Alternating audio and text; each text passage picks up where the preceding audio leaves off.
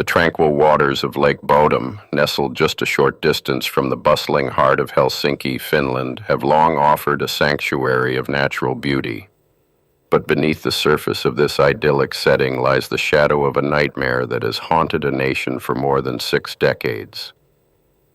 In the early hours of June 5, 1960, a peaceful camping trip undertaken by 4 teenagers was shattered by an act of incomprehensible violence. 3 of the youths were brutally slain inside their collapsed tent, while the 4th was left clinging to life amid the wreckage. Who could have unleashed such unparalleled savagery upon unsuspecting children? And how did the killer vanish into the morning mist without leaving a definitive trace behind? The victims were vibrant representations of Finnish youth, embarking on a traditional rite of passage to celebrate the brief, luminous Nordic summer. 15-year-old females Maila Ermeli Björklund and Anja Tuulikimäki had joined their 18-year-old boyfriends, Seppo Antero Boisman and Nils Gustafsson, for a weekend getaway. They pitched their tent on a picturesque, narrow peninsula jutting into the lake, a popular spot for locals seeking respite. Their bicycles and motorcycles were parked nearby, symbols of their newfound independence and the carefree spirit of the era. They went to sleep on that Saturday night with their entire lives ahead of them, unaware that they had pitched their canvas shelter in the path of a predator. The grim reality of their fate was discovered the following morning by a group of local boys out for a swim. As these children approached the peninsula, they noticed the teenagers' tent had been violently collapsed, its fabric slashed and torn. From a distance, they spotted a blond man walking away from the campsite, a fleeting figure who would become the center of endless speculation. Upon closer inspection, the boys were confronted with a scene of unimaginable horror. The crushed tent served as a makeshift shroud for the victims, who had been attacked through the fabric with a combination of blunt force and sharp-edged weaponry. Law enforcement descended upon the shores of Lake Bodom, but the initial response was plagued by catastrophic missteps. The concept of crime scene preservation, the rigorous securing of an area to prevent the contamination, loss, or destruction of physical evidence, was tragically ignored.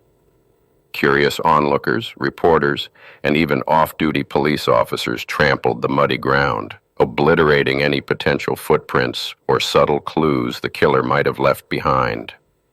Crucial items belonging to the victims, including the murder weapons, were entirely missing from the immediate vicinity, complicating an already chaotic investigation. Forensic analysis of the torn canvas revealed a chilling modus operandi, a specific pattern or method of operation employed by the perpetrator. The killer had not unzipped the tent to confront the victims face to face. Instead, they had launched a frenzied assault from the outside, striking blindly but with lethal precision through the heavy fabric. The ropes securing the tent had been cut, trapping the teenagers beneath the collapsing structure as the blows rained down. It was a cowardly, chaotic method of execution that suggested either a deep-seated rage or a calculated effort to avoid being identified by the victims. Amidst the carnage, investigators found 18-year-old Nils Gustafsson barely alive, lying on top of the ruined tent. He had sustained severe injuries, including multiple facial fractures, deep lacerations, and a significant concussion. Rushed to the hospital, Gustafsson drifted in and out of consciousness, his memory of the attack shattered by the trauma. When he finally awoke and was able to speak, his recollections were fragmented and surreal. He described a terrifying vision of an attacker with glowing red eyes and a pale face, a description that sounded more like a mythical demon than a tangible human suspect. The sheer lack of concrete physical evidence linking the crime to a specific outsider frustrated detectives at every turn. Bizarrely, the killer had taken several seemingly worthless items from the campsite, including the victims' wallets, some articles of clothing, and Gustafsson's shoes. These shoes were later discovered hidden in a ditch roughly half a mile from the crime scene, alongside pieces of the victims' torn garments. The placement of these items suggested the killer had fled on foot, discarding evidence along their escape route, yet canine units and extensive searches failed to track the perpetrator's path any further. As public panic mounted, authorities began scrutinizing local residents who harbored known animosities toward campers. The primary focus initially fell upon Carl Valdemar Gillstrom, a kiosk keeper who lived in the vicinity of Lake Bodom.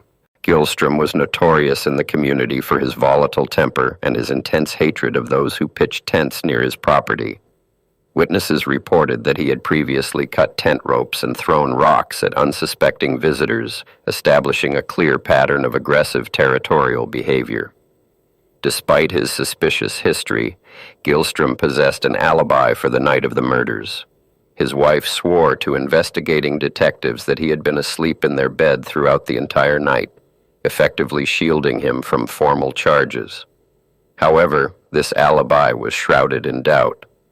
Years later, on her deathbed, she allegedly confessed that her husband had threatened to kill her if she did not provide the false statement. Gillstrom himself died by suicide in 1969, reportedly confessing to the Lake Bodom murders in his final days, though police officially determined his confession lacked corroborating physical evidence. Another compelling figure emerged from the shadows. Hans Assmann, an enigmatic German national with rumored ties to foreign intelligence.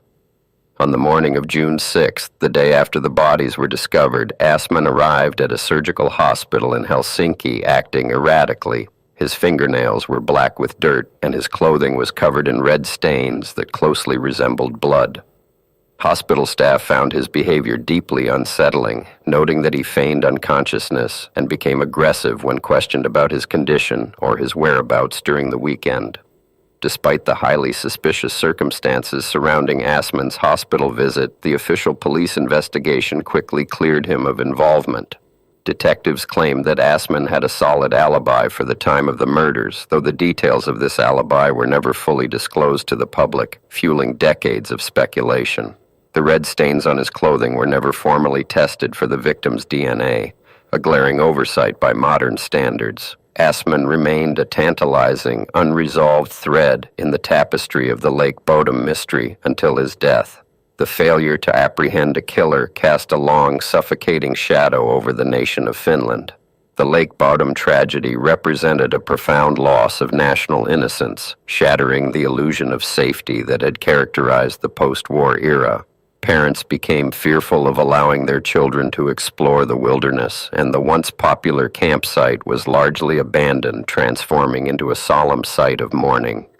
The families of Mila, Anja, and Seppo were left to navigate a lifelong labyrinth of grief, their suffering compounded by the agonizing absence of justice. Unsolved crimes of this magnitude possess a unique ability to fester in the public consciousness, evolving from localized tragedies into dark cultural mythologies. As decades passed, the Lake Bodom murders inspired countless theories and armchair investigations.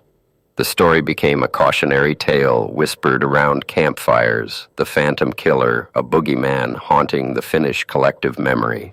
Yet beneath the sensationalism, the core reality remained unchanged. 3 young lives had been extinguished, and the person responsible had seemingly vanished into thin air. The case lay dormant in the archives until 2004, when a shocking development jolted the investigation back to life. Advances in forensic technology allowed the Finnish National Bureau of Investigation to re-examine the physical evidence with tools that were unimaginable in 1960. Investigators applied bloodstain pattern analysis, the scientific examination of the shapes, locations, and distribution patterns of bloodstains to provide an interpretation of the physical events that gave rise to their origin. They turned their attention back to the most critical piece of surviving evidence, the torn canvas of the tent. The modern forensic analysis yielded a startling revelation that completely upended the established narrative. The bloodstains belonging to the 3 murdered teenagers were found entirely on the inside of the tent fabric. However, the blood belonging to Nils Gustafsson, the sole survivor, was found predominantly on the outside of the tent. Furthermore, DNA testing on the shoes hidden in the ditch confirmed they belonged to Gustafsson, and they were covered in the victim's blood, but entirely devoid of Gustafsson's own blood. Armed with this new interpretation of the evidence, authorities made a staggering move. In March 2004, nearly 44 years after the brutal attack, police arrested Nils Gustafsson, now a 61-year-old retired bus driver. The prosecution formulated a chilling new theory, suggesting there was no phantom killer from the outside. They alleged that an intense argument had erupted between Gustafsson and his friend Seppo Boisman, escalating into a murderous rage. According to this theory, Gustafsson was evicted from the tent, subsequently attacking his friends from the outside before staging the crime scene to look like an external assault. The trial of Nils Gustafsson commenced in August 2005, captivating the nation once again. Prosecutors argued that Gustafsson's injuries, while severe, were consistent with a fistfight with Boisman rather than a targeted assault by a weapon-wielding maniac. They posited that Gustafsson had walked away from the scene to hide his own shoes, which he had worn during the killings, and other items to create the illusion of a robbery. The blond man seen walking away by the local boys, the prosecution suggested, was none other than Gustafsson himself. The defense vehemently dismantled the prosecution's theory, highlighting the sheer physical impossibility of the proposed sequence of events. They pointed to the severity of Gustafsson's documented medical condition in 1960, emphasizing his fractured jaw and significant brain trauma. Medical experts testified that a person sustaining such debilitating injuries would be entirely incapable of meticulously staging a complex crime scene, hiding evidence half a mile away, and then returning to collapse on top of the tent. The defense argued that Gustafsson was exactly what he had always claimed to be, a surviving victim of a horrific, random attack. A central hurdle in the trial was the profound unreliability of human memory over a span of more than 4 decades. Gustafsson suffered from retrograde amnesia, a loss of memory access to events that occurred or information that was learned before an injury or the onset of a disease. He steadfastly maintained his innocence, stating simply that he could not remember the details of the attack, but he knew he did not kill his friends. The court was forced to weigh the ambiguous modern forensic interpretations against the fading, fragmented recollections of a traumatized survivor. In October 2005, the district court delivered its highly anticipated verdict. The judges concluded that the prosecution had failed to prove their case beyond a reasonable doubt. The bloodstain evidence, while intriguing, was deemed insufficient to definitively establish Gustafsson's guilt after so much time had passed and so much original evidence had been compromised. Furthermore, the court found the defense's medical arguments regarding Gustafsson's incapacitation highly persuasive. Nils Gustafsson was acquitted of all charges, and the Finnish state was ordered to pay him substantial compensation for his wrongful imprisonment and the mental anguish he endured. The acquittal brought an end to the legal proceedings, but it could not erase the profound human toll the renewed investigation had exacted. For Gustafsson, the ordeal was a cruel twist of fate. He had lived his entire adult life carrying the physical scars and emotional trauma of surviving a massacre, only to be branded a monster in his twilight years. Even with a legal declaration of innocence, the stigma of suspicion is a heavy burden to bear. He returned to a quiet life, forever inextricably linked to the darkest chapter in Finnish criminal history. With Gustafsson cleared, the investigation reverted to its cold case status, and the haunting questions returned with renewed ferocity. If the sole survivor did not commit the crime, then the original terrifying premise remained true. A vicious killer had stalked the shores of Lake Bodom, slaughtered 3 teenagers, and vanished into the mist. Where were the murder weapons? Who was the blond man spotted by the local boys? And what was the true motive behind an attack that seemed so profoundly senseless and devoid of personal gain? Today, the peninsula at Lake Bodom stands as a solemn monument to the fragility of life and the enduring limits of human justice.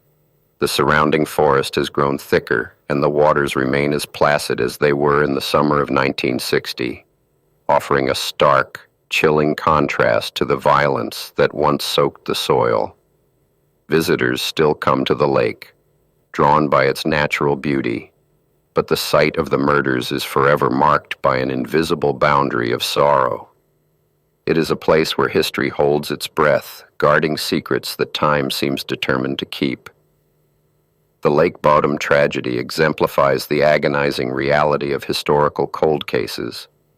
As decades turn into half-centuries, the physical evidence degrades, witnesses pass away, and the trail grows impossibly faint. The modern forensic tools that promised to bring clarity instead illuminated the profound complexities of interpreting compromised data from a bygone era. The pursuit of truth becomes a battle against time itself, a relentless effort to reconstruct a shattered reality from fragments of faded canvas and decades-old police reports. The 1960 Lake Bodom murders remain an open wound in the annals of criminal history, a stark reminder of the darkness that can descend upon the most innocent of settings. Mela, Anja, and Seppo remain forever frozen in their youth, their futures stolen on a summer night that was meant for joy. Until the day a definitive answer emerges from the shadows, the true identity of their killer remains submerged in the silent depths of the lake. The tragedy endures as a chilling testament to the fact that some mysteries, despite the relentless march of time and technology, simply refuse to be solved.